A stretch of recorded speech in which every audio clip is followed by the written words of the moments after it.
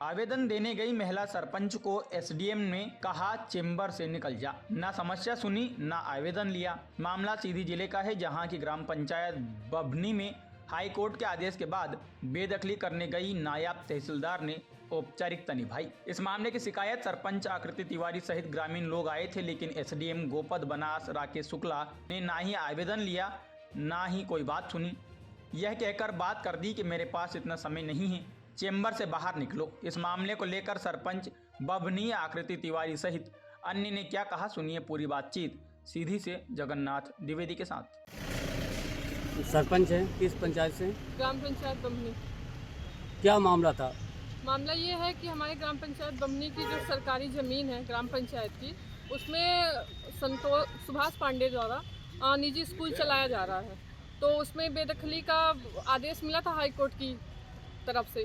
तो जो नायब तहसीलदार हैं एकता शुक्ला जी, तो वो कल आई थी बेदखली करने के लिए, और उन्होंने सिर्फ अंदर की तरफ 10 कमरे हैं जिसमें उन्होंने 7 कमरों को सील किया और 3 कमरे सुभाष पांडे जो वहाँ उपस्थित नहीं थे उन्हीं को सौंप दिया गया है। और फिर इसके बाद उन्होंने ये कहा कि आप पंचनामे पे हस्ताक्षर कर दीजिए और हम यहाँ पे दुकानें मतलब स्कूल को सील करा के और दुकानों को भी मतलब बाहर से ताला लगवा के हम ताला लगवा देंगे।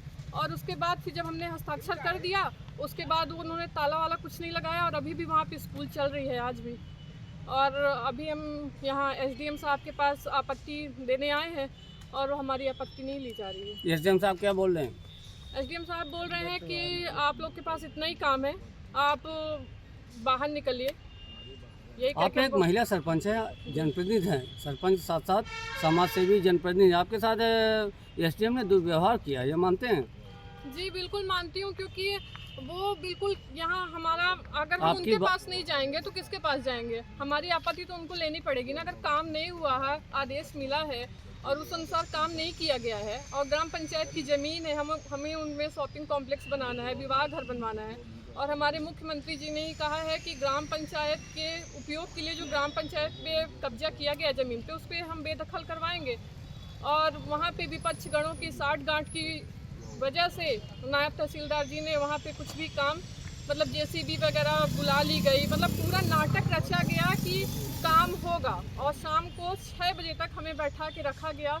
एक महिला पुलिस नहीं आई थी और उनका व्यवहार भी बिल्कुल अच्छा नहीं था। पहले उन्होंने हमसे हस्ताक्षर करवा लिए, उसके बाद जब हमने उनसे सील करने के लिए कहा तो वो हमसे बोलती हैं कि हम आपके अनुसार काम करेंगे। तो ये गलती हमने की कि हमने उन पे भरोसा किया कि आप बोल रही हैं कि आप हस्ताक्षर कर दीजिए, हम सील करा रहे हैं। अब कल 18/11/25 को नायब तहसीलदार सिमरिया अपने दल बल के साथ गई थी। ग्राम पंचायत को कहा गया था कि व्यवस्था में सहयोग करें और 2 जेसीबी मंगाई गई थी। वो गई, वहाँ भारतीय जनता पार्टी के मंडल अध्यक्ष और बहुत सारे लोग बैठे थे, उन्हीं लोगों से बात करती रहीं।